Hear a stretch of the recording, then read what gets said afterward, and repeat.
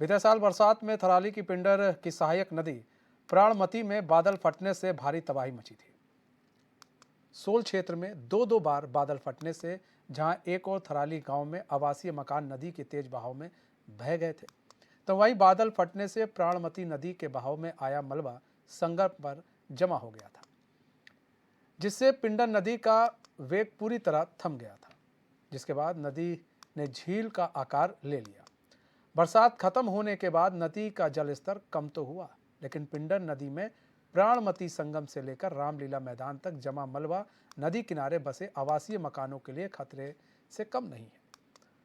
कई जगह नदी दो भागों में बंट गई है, जिससे नदी किनारे बने आवासीय मकानों और दुकानों के स्वामियों को बरसात का डर अभी से सताने लगा है। तहसीलदार प्रदीप नेगी का कहना है कि बरसात के बाद पिंडर नदी में जमा मलबे के निस्तारण के लिए रिवर ड्रेजिंग नीति अपनाई जाएगी और मलबे के निस्तारण के लिए प्रस्ताव तैयार किए जाने की तैयारी है।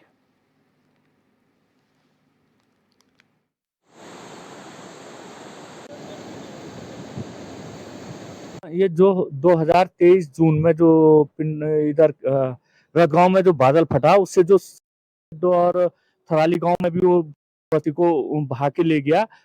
पिंडर नदी को जो जब रुका तो ये सारा पानी और जो ऊपर से जो गाद है वो सारा यहाँ रुक गया है, और उसके रुकने से हमारे जो पिंडर नदी का जल स्तर है ये करीब करीब 10 मीटर उठ गया है। और इससे पूरे थराली, यहाँ तक कि थराली से सिमलसैंण गांव तक को पूरा खतरा बना हुआ है। हमने इस बाबत सिंचाई मंत्री सतपाल महाराज जी को भी चिट्ठी दी थी और साथ में एसडीएम और डीएम तक को भी ज्ञापन भेजा है, मगर हमारी इस बात पे कोई सुनवाई नहीं हो रही है। सिंचाई विभाग के पास भी हम बार बार गए हैं, उनको बोला भी है कि भाई नदी का जल स्तर 10 से 12 मीटर उठ गया है और पूरे बस्ती पूरे थराली को खतरा है। अगर नदी का जब 10 मीटर अगर जल स्तर उठा है तो 10 मीटर ऊपर बहेगी तो मकाने तो कुछ नहीं बचेंगी। हमने सरकार को और शासन को, मंत्री जी को, यहाँ तक कि विधायक जी को भी हमने इस बाबत उनके संज्ञान में बात डाली है कि भाई या ये मलबा हटा दिया जाए या आरसीसी निर्माण इधर कर दिया जाए, जिससे नदी कटाव ना करे, मगर हमारी बात पे कोई संज्ञान नहीं ले रहा, ना शासन ना प्रशासन। साल से ही 2023 से ही खतरा महसूस कर रहे हैं। हमने पहले भी आपको इसी चैनल के माध्यम से अवगत कराया था कि हमने प्रशासन को बार बार अवगत कराया था कि ये मलबा हर साल ऐसी जमा होता जा रहा है और ये जो प्राणमती का नदी का जो जल स्तर बढ़ता है हर साल, इससे ये नदी रुक जाती है। रुकने के कारण ये मलबा सारा यहाँ इकट्ठा हो जाता है। हमने प्रशासन को पहले भी अवगत कराया था, इससे पूर्व 2-3 बार करवा दिया है, पर तब भी प्रशासन इसमें कोई भी सुध नहीं ले रही है। और हम यहाँ से व्यापार मंडल का शिष्टमंडल लेकर के भी गए थे। पहले जो एसडीएम साहब थे उन्होंने कहा था कि ये होगा, उसके बाद एसडीएम साहब का यहाँ से स्थानांतरण हो गया है, नए एसडीएम यहाँ पर आए नहीं हैं, जिससे कि हम व्यापारी उनके पास जा सके। और ये जल स्तर हमारी दोनों भागों में बढ़ गया है। दोनों भागों में बढ़ने के कारण बाजार को बहुत खतरा बन चुका है और व्यापारी मतलब पहले भी बोल चुके हैं कि इसको हटाए हटाए हटाए। प्राणमती के दर्रे में बाढ़ आने से उसने नदी का जो मुहाना था वो रोक दिया था। उससे जो है कि पिंडर नदी है पूरे जो हम तिराहा कहते हैं, थराली तिराहा, वहां से लेके पूरे हमारी मंदिर बेतालेश्वर महादेव तक पूरा नदी का तल जो है कि बढ़ गया है। आप देख सकते हैं कितना मलबा इस नदी में बढ़ गया है। नदी का तल बहुत ऊंचा हो गया है। इस मलबे का निस्तारण अत्यंत आवश्यक है। हम प्रशासन से कई बार मौखिक रूप से कह चुके हैं कि भाई इस पे जो है कि जल्दी कार्रवाई होनी चाहिए, नहीं तो ये बड़ा एक नासूर बन जाएगा। पूरे थराली बाजार की दुकानों को, मकानों को खतरा है। और 2013 की जो आपदा आई थी वो पुनः इस तरीके की आपदा ना आ जाए, इसका बड़ा खतरा बना हुआ है। इसमें राजस्व विभाग और खनन विभाग द्वारा सर्वे किया गया है और प्राणमती संगम के लिए प्रस्ताव बनाकर भेजा जा रहा है, जैसे रिवर ड्रेजिंग के अंतर्गत कार्य किया जाएगा और अन्य के बारे में भी नियमानुसार कार्रवाई प्रचलित है। देखिए, इसमें जैसे प्रस्ताव के बाद फिर इनकी नीलामी होगी और जो भी संबंधित अधिकतम बोलीदाता होगा उसके द्वारा ही इस मलबे का निस्तारण किया जाएगा। मोहन गिरी हमारे साथ, हमारे संवाददाता जुड़ चुके हैं पूरी जानकारी के साथ। मोहन, प्राणमती नदी के बहाव में आया मलबा अब लोगों के लिए घातक सिद्ध हो रहा है। बताया जा रहा है पिछले साल जो बादल फटा था उसके बाद मलबा आ गया था। अब उस मलबे के कारण जो है आम जनता बड़ा त्रस्त है, बड़ी दुखी है, क्योंकि ये कहा जा रहा है कि बरसात होगा तो और भी परेशानी आ जाएगी सामने। जी, बिल्कुल मैं आपको बताना चाहूंगा कि पिछले बरसात में जो प्राणमती नदी में 2 बार जो लगातार बादल फटे थे, उसके बाद जो काफी ज्यादा मलबा प्राणमती नदी के उफान में बह के आया था, जो पिंडर नदी और प्राणमती नदी के संगम से लेकर और पूरी पिंडर नदी का वेग इस मलबे ने थाम लिया था। पूरी झील नुमा आकृति पिंडर नदी की बन चुकी थी, जिसके बाद काफी ज्यादा मलबा जगह जगह पर बाजार क्षेत्र में नदी के दोनों छोरों पर जमा हुआ है, जिससे बरसात में आने वाली बरसात में नदी का लेवल काफी ज्यादा बढ़ने की संभावनाएं जताई जा रही है और आवासीय मकानों की ओर पानी का बहाव मुड़ने लगा है, जिस आवासीय मकानों को खतरा होता हुआ नजर आ रहा है। जिस मलबे को हटाने की मांग लगातार स्थानीय व्यापारियों द्वारा और स्थानीय जो आवासीय मकानों के स्वामी हैं उनके द्वारा लगातार की जा रही है, लेकिन अभी तक भी इस मलबे का निस्तारण नहीं किया जा सका है।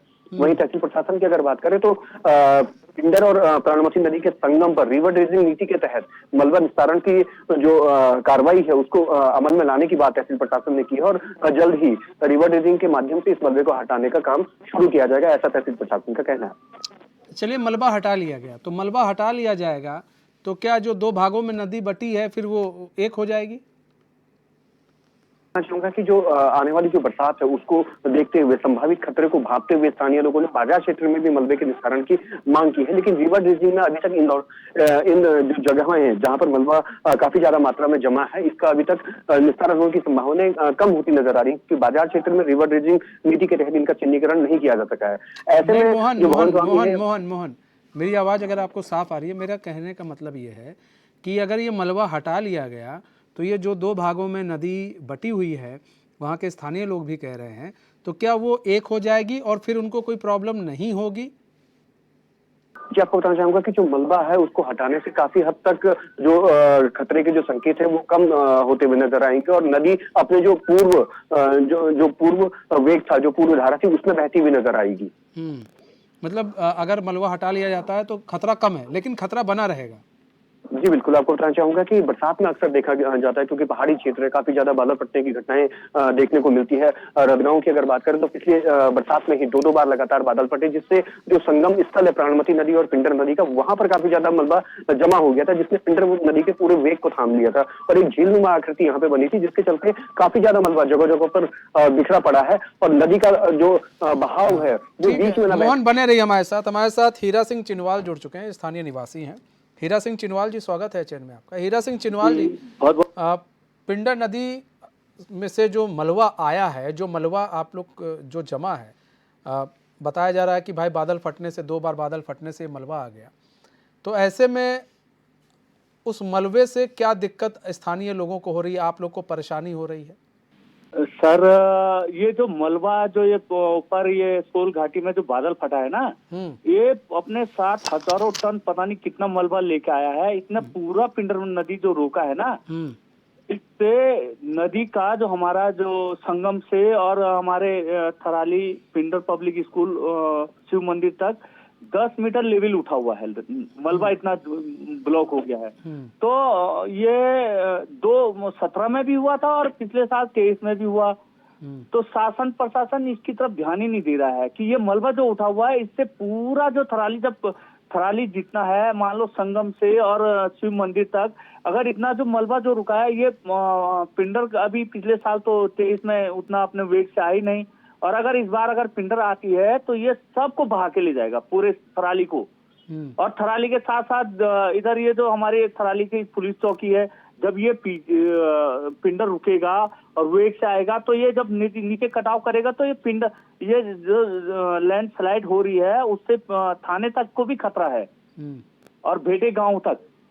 और हमने इस बाबत हमने सिंचाई मंत्री जी श्री सतपाल महाराज जी को भी ज्ञापन दिया है, विधायक जी को संज्ञान में मैंने खुद रोक को यहाँ पे विधायक जी को रोक के दिखाया है, और मैं इस बाबत 3-4 बार एक्शन साहब सिंचाई के पास जा चुका हूँ, उनको अपनी समस्या बता चुका हूँ। पिछली बार भी मैंने उनको बोला कि भाई ये नदी का जो कटाव है, ये सीधा जो टक्कर है ये इस तरफ को हो रहा है, तो इससे तो खतरा है पूरे थराली को। या तो आप ये मलबा हटाएं और सिंचाई की जो प्रॉपर दीवार है, वो चैनल एक पूरी चैनलाइज हो जाए, जिससे कि नदी कटाव ना कर पाए। तो अब सिंचाई विभाग के यही साहब तो कुछ और बात कर रहे हैं। नहीं वो तो तो हमको- नहीं तो हीरा सिंह जी, आप सबसे बात आपने की, आश्वासन दिया गया, हुआ क्या अभी तक? अभी तक कुछ नहीं हुआ। धरातल पे थराली मतलब 17 में भी आई थी, उसके बाद भी कुछ नहीं हुआ। एक सुरक्षा दीवार बनी है, हालांकि स्टेट बैंक से आगे को बनी है, जिस तरफ बस्ती नहीं है, और जहां बस्ती है वहां इन्होंने सिंचाई ने कोई काम नहीं कर रखा है। क्या कह रहे हैं सिंचाई विभाग के अधिकारी? अधिकारी को मैं 2-3 बार खुद जा चुका हूँ, मैंने उनको बोला है, वो हमको उल्टा धमकी दे रहे कि आप अवैध में हैं। मैंने कहा सर अवैध में नहीं हूँ, हम बेरोजगार लोग हैं, हम थराली ब्लॉक के निवासी हैं, हमने अपने लिए अपने रोजगार के लिए अपना ठिया बना रखा है, कहाँ जाएंगे हम? मगर वो हमको उल्टा धमका रहे हैं। हाँ, कि आप लोग अवैध रूप मगर- से रह रहे हैं? हाँ, पूरा थराली बाजार अवैध रूप से रह रहा है। नहीं तो थराली बाजार अवैध रूप से रह रहा है तो उनको कह दीजिए, अगर सब अवैध है तो आप हटाइए हमें, तो फिर किस बात का डर लग रहा है आपको? या तो फिर इस हमें तो मलबे को सर- साफ कीजिए।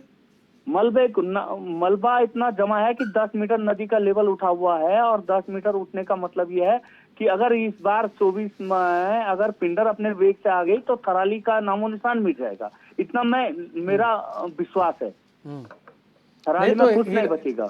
हीरा सिंह जी, ये प्रॉब्लम तो आप लोग को झेलनी पड़ रही है, ये हो रही है, और आप लोग कह रहे हैं कि बरसात में दिक्कत आएगी। अगर मलबा हट गया तो प्रॉब्लम सॉल्व हो जाएगी हमेशा के लिए? हमेशा के लिए तो सॉल्व हो ही सकती है, मगर अगर ऊपर प्राणमती फिर से ना आए। हाँ।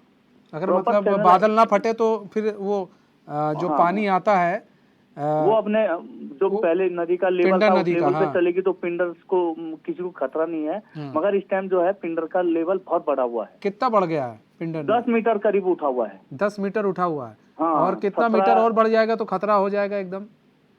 अब नहीं, जो लेवल है वो इतना है, सफिशिएंट है कि थराली को अगर नदी पिंडर अपने वेग से जैसे आती है पूर्व की भांति अगर वैसे आएगी तो वो पूरा थराली ले जाएगा, इतना हमें विश्वास है। नहीं तो आप लोग जा रहे हैं वहाँ पर, लोग आप लोग को आश्वासन मिल रहा है, कई लोग आश्वासन दे रहे हैं, कुछ अधिकारी कह रहे हैं कि आप लोग। सर महाराज जी को भी दे दिया, हमने विधायक को भी रोक के मैंने बताया कि सर देखो जरा इसके बारे में, थराली के अस्तित्व के बारे में सोचो। थराली का अस्तित्व ही नहीं रहेगा, हमारी पिंडर घाटी है, पूरे मतलब सोल से लेके इधर ये पूरे थराली ब्लॉक का जो है संगम यहीं पे है हमारा। तो अब ये तो बहुत ही ज्यादा डेंजर। ठीक है हीरा सिंह जी, बहुत बहुत धन्यवाद हमारे साथ जुड़ने के लिए और अपना बहुमूल्य समय देने का। हमारे साथ विनोद रावत जुड़ चुके हैं, ब्लॉक अध्यक्ष हैं। विनोद रावत जी, स्वागत है एचएन में आपका। विनोद रावत जी, थराली के जो लोग हैं वो परेशान हैं और उनका कहना है कि भाई 2-2 बार बादल फटा, मलबा आ गया, और पिंडर नदी अगर कहीं अपने वेग से आ गई तो पूरा थराली बह जाएगा। थराली एकदम जदोजहद की जिंदगी जी रहा है। लगातार 2 बार की आपदा आने से पूरे थराली में पिंडर नदी में जो पूरा गाद भरा हुआ है, उससे अगल बगल के सारे ग्रामीण जो जितने व्यापारी हैं सब खतरे की जद में हैं। और प्रशासन को लगातार इसके मामले में आगाह किया गया, पूर्व में सूचना दी गई, व्यापारियों के द्वारा भी दी गई, जिन लोगों के घर है उनके द्वारा भी दी गई, जनप्रतिनिधि हमने 2-3 बार दी है, लेकिन प्रशासन इस पर कोई खबर नहीं ले रहा कि अगर ये गाद नहीं हटाई जाती है और बरसात आने वाली है, दोबारा 2-4 माह बाद बारिश आ जाएगी, तो ये कैसे ठीक होगा? इन लोगों को कैसे इन लोगों को बचाया जाएगा? ये समझ में नहीं आ रहा। प्रशासन पता नहीं क्यों इतना लापरवाह हो रखा है, लगातार खबर करने के बाद भी, सूचना देने के बाद भी कोई ध्यान नहीं दे रहा है। तो ऐसे में विनोद जी, आप तो ब्लॉक अध्यक्ष हैं वहाँ के। जी ठीक है, तो आप लोग तो कुछ करा ही सकते हैं सर। नहीं सर, हम तो विरोधी कर सकते हैं सर, और क्या कर सकते हैं? हमारा काम तो आवाज उठाना है, जनता की आवाज उठाना है, व्यापारियों की आवाज उठाना है। थराली गांव की वही बुरी हालत है सर। वहाँ पर जो प्राणमती का गजरा पूरे में तब पूरे घरों को बहाकर ले गया था, वहाँ पर अभी तक टेम्परेरी पुल इन्होंने बना रखा है, और आगे बरसात आने वाली है। अगर बरसात आ जाएगी 2 माह 6 माह से इनका कार्य नहीं हुआ, 2 माह बाद कैसे इनका काम होगा? ये समझ में नहीं आ रहा है। 2 महीने में कैसे ये पुल बनाएंगे? और अगर बरसात आ गई है, वो पुल बह जाएगा तो सारे 3-4 गाँव की कनेक्टिविटी बंद हो जाएगी। तो लगातार सूचना देने के बाद भी कोई प्रशासन की ओर से, विभाग की ओर से, सरकार के जनप्रतिनिधियों की ओर से कोई कार्रवाई नहीं की जा रही है। ठीक है विनोद रावत, ठीक है सर, बहुत बहुत धन्यवाद हमारे साथ जुड़ने के लिए, अपना बहुमूल्य समय देने के लिए।